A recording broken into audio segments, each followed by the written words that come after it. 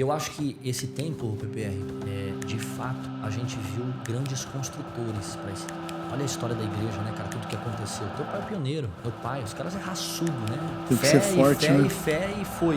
Mas ao mesmo tempo a gente vai aprender com a primeira geração que vai transicionar. Missional Podcast, mais um episódio. Muito bom estar com você que acompanha o nosso podcast de liderança.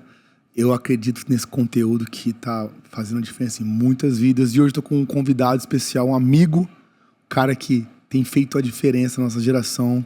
Felipe Levac, meu irmão. Que honra, hein? Como que você tá? Finalmente, olha aí, ó. Não, finalmente. A gente se conheceu já há um tempo, né? Várias vezes, vários rolês que a gente se cruza no circuito. E eu, assim, acompanho você já faz tempo, né? A gente acompanha quem a gente se inspira, né? A igreja é muito relevante.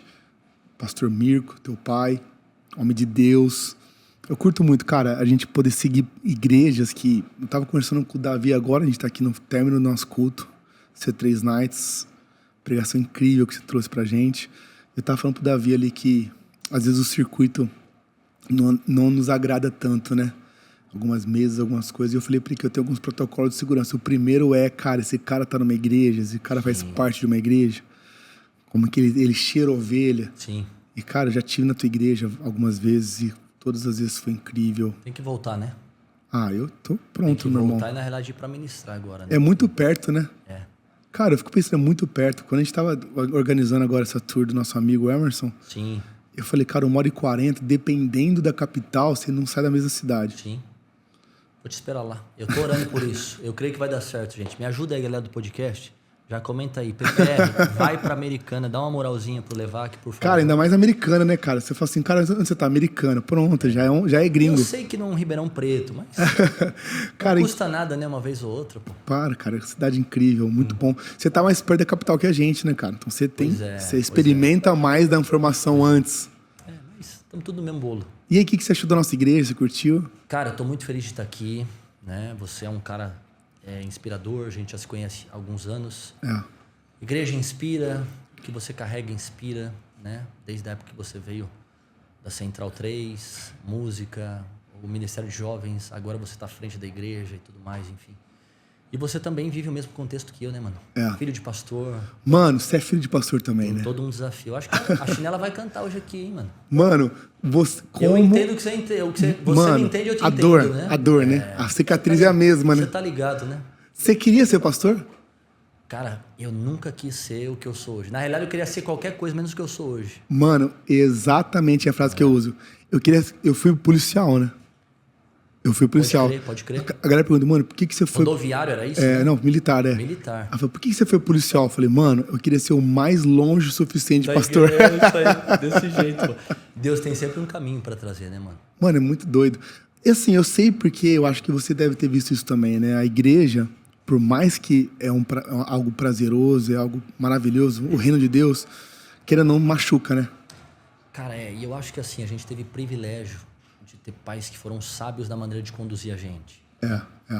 Que a grande maioria de filhos de pastores estão mais feridos e fora da igreja Verdade. do que saudáveis e dentro dela, né? Sim. Eu acho que... E é legal porque assim, né, tanto seu pai quanto meu pai, eles fazem parte de uma escola completamente diferente da nossa de ser igreja, né? Cara, imagina só, 20, 30 anos atrás, era outro mundo, era outro tipo de ser igreja. Teu pai deve ter uns 50 e pouco. Mano, meu pai tem 57, consagrado ao ministério em 91. Uau. Quando ele conta as histórias, eu fico pensando assim, cara, esses caras foram muito corajosos. Desbravador, né? Porque hoje também, PPR, tem um pouquinho de hype no nosso meio, né? Todo mundo olha a questão do pastor, porque, cara, PPR tá lá, olha os views, cara, olha as fotos, olha a igreja, olha o culto lotado, olha 97 pessoas aceitando a Jesus, todo mundo olha para isso, né? Mas ninguém tá disposto a submeter a um processo. E o processo é doloroso, mano. Então, assim, não é reclamando, não. Eu acho que pra gente ver o propósito de Deus, a gente vai passar e trilhar um caminho árduo. E tem uma galera que quer ter voz, né? E tem muitas esferas hoje que precisa de voz, né? Vou te dar um exemplo, coach. Sim. Cara que é um... Então, tipo, o cara pensa assim, mano, eu vou tentar aqui com esse público, se não der, agora eu vou colocar bastante Bíblia. Isso aí. Vou começar a acessar a igreja. Tá na moda ser evangélico também, né, mano? Exato, Então, mano. tipo, é o hype do momento, né? Mano, vocês têm muita relevância na internet. Eu acho que o canal da tua igreja é um dos maiores do Brasil, se não for o maior do Brasil, eu acho. Sim. Vocês têm muitos acessos. Eu vejo que esse é um lugar que vocês foram muito pioneiros, né? Nessa questão online, cara. Aliás, as tuas redes sociais, elas têm crescido muito nos últimos tempos. Sim. Eu acompanho isso, eu celebro isso. Eu fico feliz quando eu vejo caras relevantes, pastores mesmo, ocupando esse espaço. Eu acho que é uma questão de ocupar espaço. Sim. E eu sei, cara, que isso denota tempo, denota esforço, denota um budget ali pra galera de social media e tudo mais. Eu fico feliz quando eu vejo um pastor frutificar nesse lugar. Isso vem desde quando pra você? Quando você acordou pra essa área? Porque tem muita igreja, tem muito cara muito bom que o cara não consegue tocar tantas pessoas porque o cara não acorda pra isso, né? Cara, eu acho que hoje a igreja, ela tem que ser híbrida, né? Ela tem que estar presencial, ela tem que ser online também. Eu me lembro que eu trabalhava numa multinacional, eu tinha 18 para 19 anos de idade, e eu passava 7 horas a 8 horas do meu dia dentro de um ônibus, de um fretado, porque eu ia de Americana para São Paulo. Caramba! E aí, naquela época, 2010, estava começando a surgir Facebook, Instagram, as redes sociais.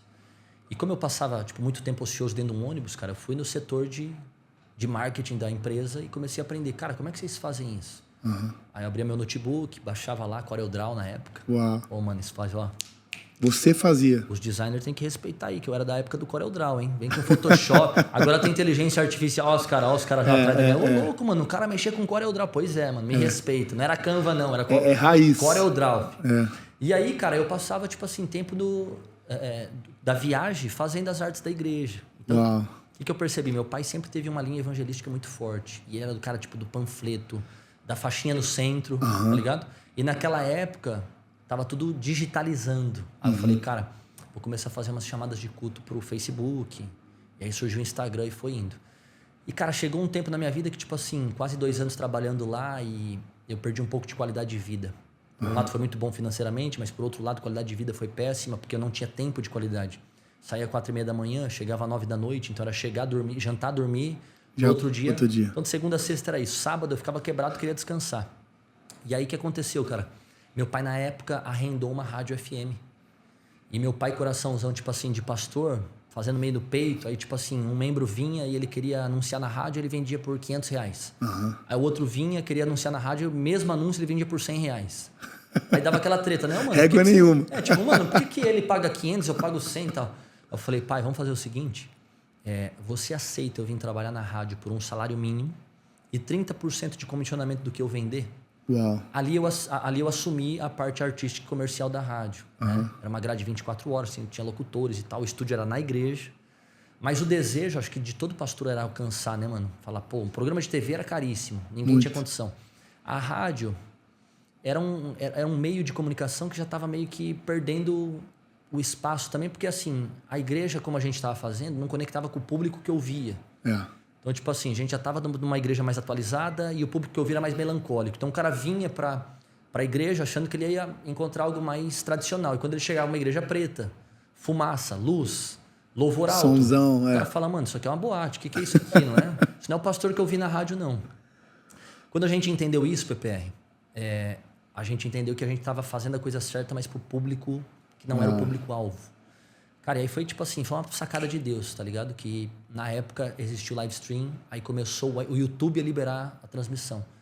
2013 para 2014 foi a primeira transmissão de culto ao vivo da nossa igreja. Naquela época, só tinha a Lagoinha BH, que era TV.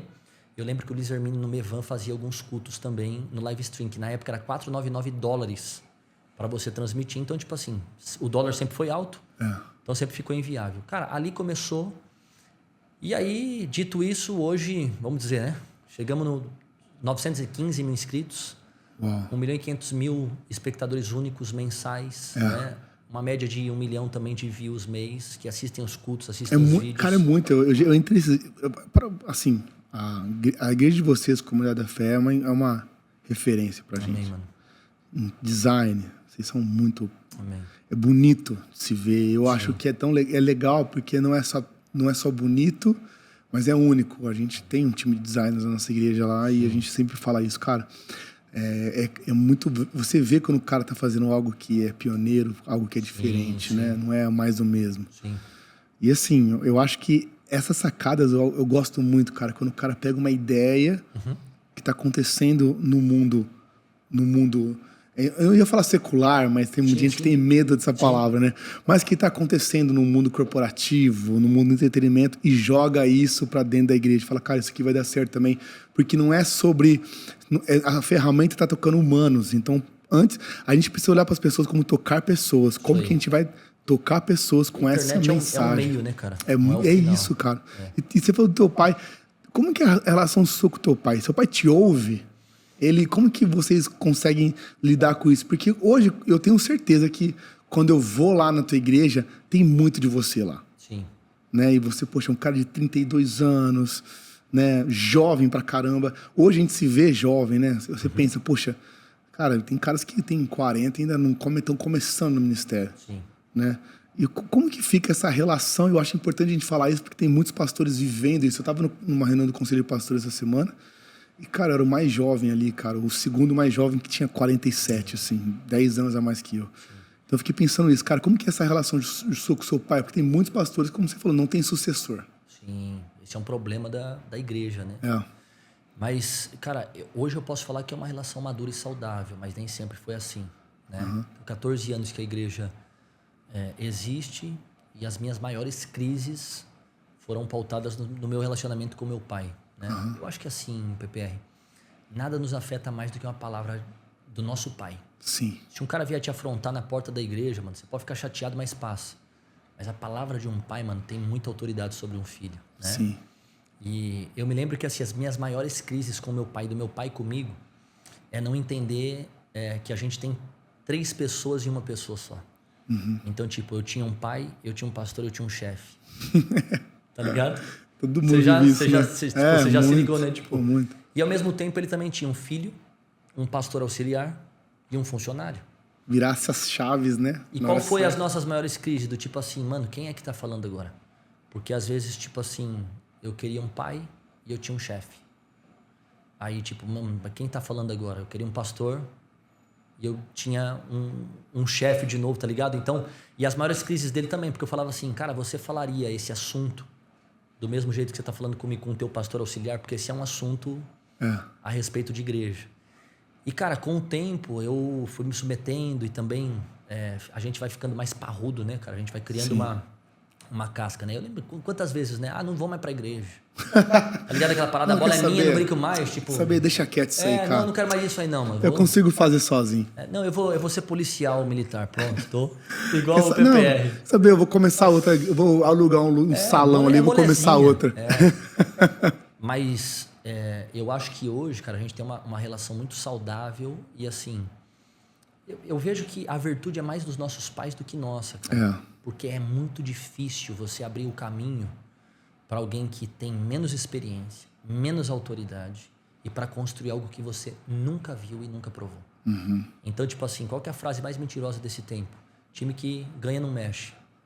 Mano, que loucura é essa, velho? Hoje, se a gente não testar novas maneiras de fazer coisas, a gente fala que é o seguinte, né? O método muda, a palavra não. Exato. Não tem nada hoje, PPR, que se torne velho tão rápido quanto aquilo que é novo hoje. Então, olha pra tua igreja 3 anos atrás. Tem coisas que você fazia 3 anos atrás que já não conecta mais hoje. Exato. E tem coisas que a gente está fazendo hoje como igreja que não vai conectar daqui a 1 ano. Uhum. A mudança é rápida. Qual que é a parada, né? Paulo fala isso. Me fiz de tudo com todos para alcançar alguns.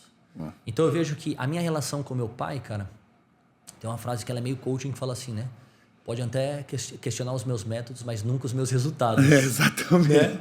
Eu acho que quando eles vão dar essa abertura, inclusive se tiver algum pai que está ouvindo esse podcast, é pastor e tem o filho no ministério, acho que faz muito sentido, né?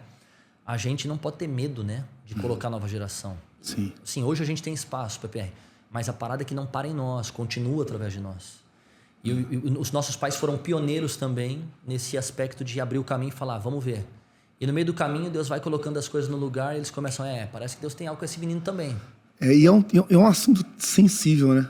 Muito. Então você pensa assim, você está fazendo a mesma coisa que teu pai faz hoje. Eu tenho essas conversas com meu pastor também, meu pai, meu chefe, etc. Sim. Então eu penso assim, é um assunto sensível. As maiores crises de um homem é quando as pessoas pensam que é muito fácil aposentar. As pessoas têm um vislumbre de, cara, eu vou aposentar. Isso não é fácil, cara. Tem muitos caras que entram em depressão. E o fator deles não é só um trabalho, é uma vocação. Exatamente. Então, tipo, tá, beleza, eu vou pescar, eu vou... Que parada é essa, mano? Vou ficar vendo televisão em casa? Eu nasci pra ser um instrumento usado por Deus e tal. Então, eu acho que esse tempo, PPR, de fato, a gente viu grandes construtores para esse tempo. Uhum. Olha a história da igreja, né, cara? Tudo que aconteceu. Teu pai é o pioneiro. Meu pai, os caras é raçudo, né? Tem que ser forte, fé né? e fé e foi. Mas ao mesmo tempo a gente vai aprender com a primeira geração que vai transicionar. Então a gente está vivendo ao mesmo tempo uma escola do que fazer e do que não fazer. O que vai dar certo e o que não vai dar certo, né? Eu lembro que uma das respostas de Deus ministerialmente para mim, onde uma chave virou, foi numa crise que eu tive com meu pai. E eu lembro que numa conversa assim, ó, no bate-papo, ele falou assim para mim, cara. Ele falou: quem me garante que um dia você também não vai virar as costas para mim e abrir uma igreja para você? Cara, e aquilo penetrou no meu coração, tipo assim, foi uma flechada. Eu lembro que eu entrei no meu quarto e eu estava disponível a não mais fazer parte da igreja, não queria mais aquilo, enfim. E aí eu falei com Deus, falei o seguinte, cara, eu preciso de uma resposta.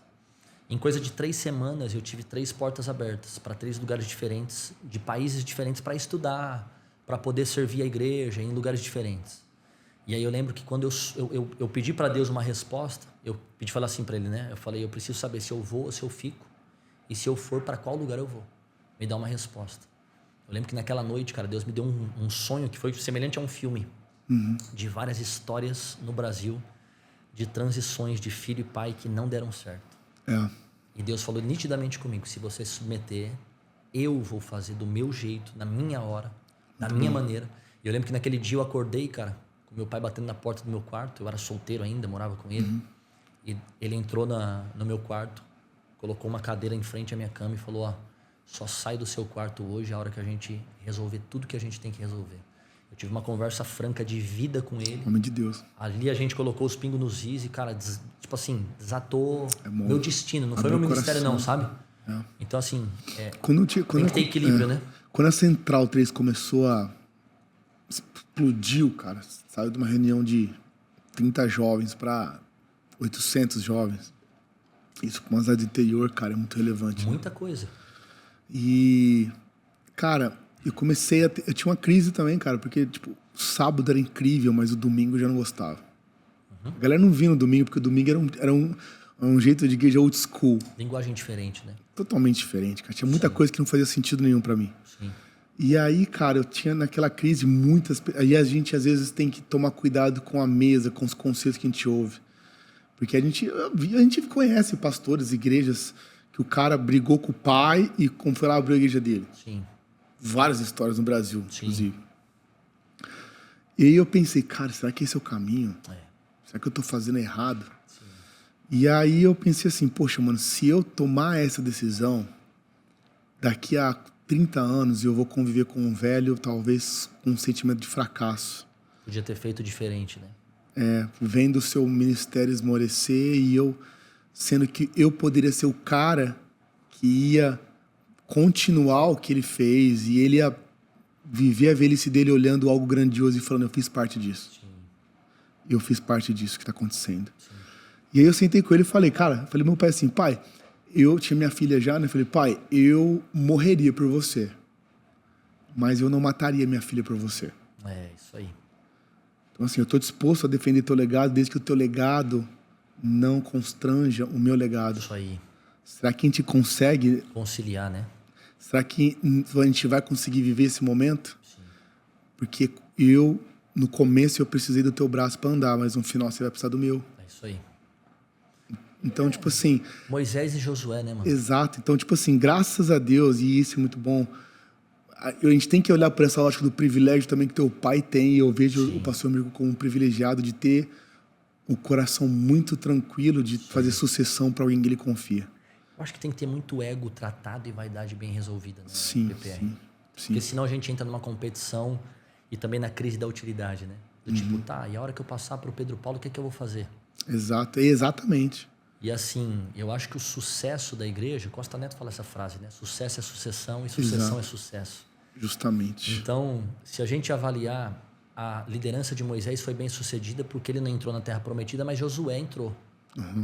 Porém, Josué não foi uma liderança bem instituída. Por quê? Porque embora ele falou, eu e minha casa serviremos ao Senhor, ele estava lavando as mãos ali. Embora instituiu o Caleb, mas não foi ele quem formou, não foi ele quem fez. Então assim, cara, acho que o que começa em nós tem que continuar através de nós, tem que fluir, saca? E o privilégio também é o seguinte, meu pai sempre fala algo que é legal essa ilustração, né? Ele fala que no arado você nunca coloca nem 2 bois novos, nem 2 bois velhos. Porque o boi novo tem a força e o boi velho tem a direção. Se você põe 2 bois velhos, muito bom, ele tem direção, mas não tem força para puxar. Se você põe 2 bois novos, ele tem a força, mas não tem a direção para seguir. Mano, então quando junta, tipo, você com teu pai, quando junta eu com meu pai, um tem direção. Pedro Paulo, não é por aí. Quantas vezes a gente não é exortado e realmente faz sentido porque eles estão muito à frente em todos os níveis. Tem decisão que eu nem quero tomar. Falar, toma você. E por outro lado, quantas vezes eles também não estão desanimados ou enfraquecidos e a gente dá aquele vigor, aquele sustento, aquele fogo. Não, vambora, pai, vambora. Deixa isso aí pra lá, vamos vai rolar. Então, acho que assim, feliz da igreja que tem esse equilíbrio de pastoreio muito bom. E de idades, né, cara? Isso muito bom. É um privilégio. Cara, você roda o Brasil, você conhece muito pastor, você conhece muita igreja, eu vejo que você toca em muita igreja, né? Você tem influência em muitas igrejas. Que nota você dá para a igreja brasileira hoje e por quê? Cara, boa pergunta. Que nota eu dou para a igreja brasileira hoje? Por quê? Vamos lá. Mano, eu vou dar um 6,5. Não passou de ano, então. Não, 5 é a média, né? 6,5 é acima da média. O que precisa melhorar? Eu acabei de voltar agora, Pedro Paulo, de uma tour que eu conheci 13 igrejas nos Estados Unidos. É uma tour que eu já havia feito em 2017, voltei lá. E eu gosto de fazer muito isso, cara, para ter a sensibilidade do que Deus está fazendo, do que está acontecendo. Quais igrejas? Cara, fui na Lakewood, fui na Potter's House, fui na Gateway, incrível. Aí fui na Life Church, muito bom. Fui na Transformation Church, fui na Watermark Church. Cara, fui em igrejas incríveis dos muito Estados legal. Unidos. Acho que o Marcos Madaleno estava também, né? Sim, legal. Foi isso aí. E aí o que rolou, PPR? O que eu vejo, né, cara? Quais são as nossas falhas? A gente está num tempo muito crítico, né, como igreja brasileira. Por um lado, é um tempo muito favorável. Por exemplo, acabei um culto aqui junto com você, mano, na tua igreja, 97 pessoas falando sim para Jesus. Então, meu pai falava que na época dele, quando tinha a igreja radiava. Né? Então, o alcance que a gente tem hoje, ele é muito notório. Só que a responsabilidade nossa tem que ser muito maior. Porque olha só, olha o que os nossos pais fizeram através do que eles receberam sem ter tecnologia, rede social, exposição. Cara, não era legal, não era hype ser cristão antigamente. Perseguido. Era brega. Tipo, mano, você acredita em Deus, sabe essa parada assim? Mas hoje o que eu vejo é o seguinte, cara, porque o 6,5, né? Eu até falei isso na palavra de hoje, né? O novo não é para quem recebe, mas para quem percebe. Então, muito se fala sobre um avivamento que vai acontecer. E para mim, esse avivamento já está acontecendo. Não vai acontecer. A proporção pode aumentar, ok, mas a questão é que já está rolando, sabe? E qual que é a parada, cara? Eu acho que assim, tem surgido muito movimento onde a gente tem perdido unidade, poder de unidade, saca? Então, tipo assim, mano, eu não preciso abrir uma igreja em Ribeirão Preto, porque a missionária é minha igreja aqui. Sim. Você não precisa abrir uma igreja em Americana. Eu não tô falando sobre, cara, tem envio, não é sobre isso, não. Mas eu tô falando assim, sabe, de ter uma mesa humanizada de pastores, que a gente tá em construção, em união, numa mesma linguagem, no mesmo propósito, sabe? Eu tenho uma casa lá em tal lugar, é isso aí. Não, e tipo assim, nunca ouve, cara, pode reparar, você posta alguma coisa, mano, tem sempre um calvinista, tem sempre um reformado, tem sempre alguém julgando o que você tá falando, e tipo assim, teve uma frase que eu gostei esses dias que eu li, que ela fala assim, né? Para de discutir com os cristãos e comece a pregar os perdidos. Então, tipo, a igreja perseguindo a igreja. Sabe? Então, muita coisa dessa fomentando e esse espírito de competição, quando na realidade a nossa visão não deveria ser de lotar as nossas igrejas, mas de povoar o céu. É isso aí. Porque um dia a gente vai estar no mesmo lugar, em uma única só língua, um único povo, celebrando aquele que é digno de ser celebrado. Então, assim, a união falta entre nós. Eu acho que assim, cara, como igreja brasileira, a maioria tá perdida no seguinte aspecto. O cara olha para você, ele replica o que você faz sem entender o porquê você faz. Essência, né? Então a igreja tem a aparência, ele pinta de preto, ele coloca fumaça e tal, mas ele não tem a essência, saca? Então uma igreja que não expressa a mensagem que está sendo pregada. Cara, eu acho que assim, tem muitos pontos que a gente precisava amadurecer como igreja. Não acho que tá ruim não, mas eu acho que a gente tem muito para evoluir. Por exemplo, eu fui na Life Church agora, e aí quando eu me conectei com o pastor deles, de Campus Online, da igreja online deles, ele conheceu o canal do YouTube da nossa igreja, e quando ele viu que a minha proporção era maior do que a dele, cara, olha o nível, né? Tipo, quem é Life Church? Pô, Craig Rochelle, um dos Meu maiores Deus. líderes O cara fez o globalmente aplicativo falando. da Bíblia. Pois é, mano. E aí eles falam assim pra mim, Felipe, será que você poderia marcar uma reunião com o nosso time pra poder compartilhar um pouco do que vocês têm vivido lá? Uau, Então, tipo humildade, assim, né? olha o nível de nobreza, saca? É. Então, tipo, o problema é que tem muita gente que tá passando por uma dor agora, Pedro Paulo, aqui na região de Ribeirão, que o cara poderia vir pra tua mesa pra falar assim, cara, o que Deus tem feito aí que eu poderia aprender com você? Sim. Pedro Paulo, cara, eu tô aqui só pra observar, só pra entender, só pra aprender. Então falta um pouquinho de nobreza da gente descer um pouquinho também pra saber assim, mano, Pedro Paulo chegou agora, o Felipe chegou agora, mas Deus tem algo com eles também. Precisamos aprender. Então, recentemente teve um pastor em Goiânia, um amigo, falou assim pra mim, Felipe, você poderia passar 3 dias comigo? Eu falei, claro, pastor, o que é uma conferência? Ele falou, não, você não vai pregar nada, você não vai pegar no microfone da minha igreja. Ele falou, você vai vir no primeiro dia no meu culto, a minha igreja é nova, tem 1 ano, eu quero que você veja tudo que não tá legal aqui. Uau. Passa nos departamentos, vai nas salas, olha meu louvor, olha minha dinâmica de culto, vê como é que eu faço tudo. Depois disso, no segundo dia, você senta só comigo e lista tudo. E no último dia, a gente vai sentar com meus líderes e voluntários pra gente poder alinhar com eles. Uau. Cara, é um cara que, tipo assim, prega nas maiores igrejas do Brasil, é um cara que tá relevantíssimo. Olhar clínico, você falou. Mas né? ele se submeteu à nobreza do quê? De se rebaixar ao ponto de falar, cara, eu preciso aprender com alguém que está fazendo algo mais relevante que eu. Então, eu creio que a graça de Deus é multiforme, Pedro Paulo. Você carrega algo que eu preciso e eu carrego algo que você precisa. Então, quando a gente se une, aí é a plenitude de Deus no corpo de Cristo. Exato, mano. Eu concordo muito com você. Eu acho que a galera tá muito correndo atrás de network, né? Não é mais sobre comunhão, né? Eu falei pro Davi agora. Eu falei, Davi, a diferença do network, da aliança, que no network é o que eu ganho com isso. Sim. Na aliança é o que o reino ganha com isso. Né? Então, tipo assim, cara... É porque se um só ganha é império, não é reino, né, mano? Justamente, cara. E eu creio muito que até abordando sobre isso na igreja brasileira, cara, como o avivamento veio, muito movimento surgiu, muita coisa nova surgiu, nos próximos anos a gente vai ver Deus separar joio de trigo. Para ser um pouquinho mais específico, a gente vai ver Deus separar quem tem preço de quem tem valor. Muito bom. Porque tem cara que olha o Pedro Paulo, pô, mano, o cara não vem pela mesa, o cara vem pelo púlpito. O que pode me proporcionar? Quantos seguidores? Qual o valor da oferta? Exato. Tá ligado? Muito bom. Então, eu acho que quando a gente olha para isso, cara, é delicado demais o caminho que vai seguir. A gente vê o esfriamento da Europa, América. Então, por exemplo, eu fui em igrejas de 16 mil lugares e culto para 2 mil pessoas. Cara, eu tive uma igreja de Los Angeles assim também. Tipo, 3 mil cadeiras e, tipo, tinha 800 pessoas. Assim. Um dia foi avivamento, hoje virou monumento. Saca? É difícil, cara. Eu acho que o grande desafio... E outra coisa, não adianta a gente se iludir, né, Pedro Paulo? Hoje foi 97 pessoas aqui. Sua igreja tinha gente até no telhado, mano, lotada. 97 dizendo sim para Jesus, mas no final da história o diabo não vai se converter. E a Bíblia tá falando, os últimos dias, o amor de muitos vai se esfriar.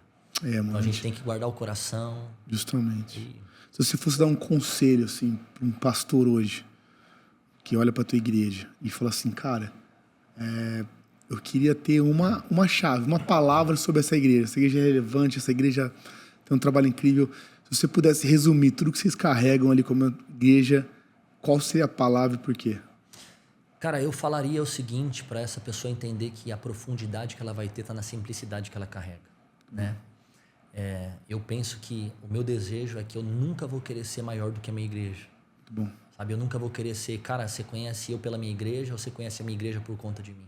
Então, quando a igreja é centrada em Jesus, mano, o cara te conhece. Cara, central, tá lá na igreja missionária, quem que é o pastor? Não sei, mano. Eu acho incrível isso porque, de fato, a gente tá estabelecendo a cultura do reino de Deus. Muito bom. E uma das coisas que eu falo com a minha liderança é o seguinte, né? Talvez tem gente que vai entrar na nossa igreja, Pedro Paulo, e falar, cara, é raso demais. Falta teologia aqui, cara, é raso demais, falta ensino aqui. Mas eu falo que na comunidade da fé, uma das coisas que nunca vai faltar é bacia com água e toalha. Muito bom. Porque todo líder é um servo primeiro. E quem é muito grande para servir, cara, é pequeno demais para liderar. Então a gente entendeu que quando a gente serve É uma comunidade que entendeu que, cara, mais bem-aventurado é dar do que receber. A gente Tem é muito profundo. voluntário lá, né, cara? Meu Deus. Quando eu fui lá, fiquei abismado. Sim. Então eu acho que assim, quanto menor a gente é... E o próprio Jesus falou isso, né, mano? Quem de vocês quiser ser o maior, se torne o menor. Muito bom. Então é de fato a gente falar, né? Porque dele, por ele e para ele são todas as coisas. Então se eu puder deixar um conselho, meu conselho é esse, né? Estabeleça uma cultura saudável de servo, estabeleça uma cultura saudável... Serviço. De ser os menores, sabe? Eu amo, tipo, chegar aqui e já ver a tua galera no estacionamento, na porta, e ver você no meio da galera. Porque, cara, não tem nada de errado com a gente ser grande. Inclusive, a resposta de Jesus foi isso. Quem quiser ser o maior. Ele não disse que não pode ser, mas se torne o menor. É consequência seguidora, é consequência um templo maravilhoso, é consequência... Mas a questão é, cara, a gente não pode tornar a nossa igreja hype ao ponto da gente se tornar uma celebridade. Não, tá não tem como. Eu amo acabar o culto, a gente tem um café aqui no nosso lounge. Eu amo pegar um café e ficar trocando ideia com a galera. Eu tive na VU, por exemplo, na VU lá em Miami. Cara, de repente tá o Rich ali, mano, trocando ideia. Não é? Falei, mano, fui lá, cumprimentei, troquei ideia. Oh, você é do Brasil? Falei, cara, o cara tá aqui. Então, tipo assim, a gente não pode ser esse pastor que, tipo assim... Inacessível. Exato. Estrela. Mano, se for assim, perdeu. Exatamente. E assim, é delicado porque a nossa cultura é muito diferente da América e de outras, porque o próprio brasileiro constrói um idolatra. Não, você não carrega a palavra de Deus. Você é o... Não, se não fosse o Pedro Paulo, a missionária não estava onde está, a igreja não estava onde está. Mano, tudo bem, Deus tem algo com você, mas é a palavra de Jesus, ele fala assim, né? Sem mim, nada podem fazer. Então acabou, mano, entendeu? É isso. Quando a gente entende isso, mano, é um time, é uma igreja para a cidade, para a família, para jovem, adolescente, para todo mundo. Eu acredito muito nisso. Muito bom esse papo. Queria poder ficar mais aqui. O Felipe tem que voltar para casa dele. E na realidade agora você vai lá, né, mano? Amém. Você vai pregar, vai gravar um podcast. Em nome de Jesus, vou cantar. Ele cantou aqui hoje, né, mano? Vai passar nessa, você viu? Pra passar vergonha. Cantou duas músicas. Vocês cortam aquela parte lá? Não, nem a pau. A gente vai gravar. Inclusive, você vai poder ver a mensagem dele em breve no nosso YouTube. Eu creio nisso. Corta os erros, corta as gaguejadas lá. É incrível. A gente tem que cortar as palmas, porque foi mais a galera celebrando do que ele falando. Ele falava... Isso aí. Mas tem uma igreja vibrante, essa é a cultura da sua igreja, ela é incrível, mano. Glória a Deus, mano. Pra Obrigado. quem tá em Ribeirão Preto, na região, tem que conhecer esse lugar aqui, porque é incrível. E a minha casa, Ribeirão Preto, obrigado, irmão. é a igreja missionária. Você sabe, você tá em casa. Amém. É muito bom ter você aqui. É a primeira vez de muitas vezes. Amém. A galera tá assim, insana, celebrando o que Jesus fez aqui hoje, através de você. E é isso, esse papo foi muito bom. Eu espero que você possa compartilhar com pessoas à sua volta. Em breve a gente volta com mais um episódio do Missional Podcast. Deus abençoe. Valeu, meu mano. Obrigado, irmão. Tamo junto. Tamo junto. Valeu, gente.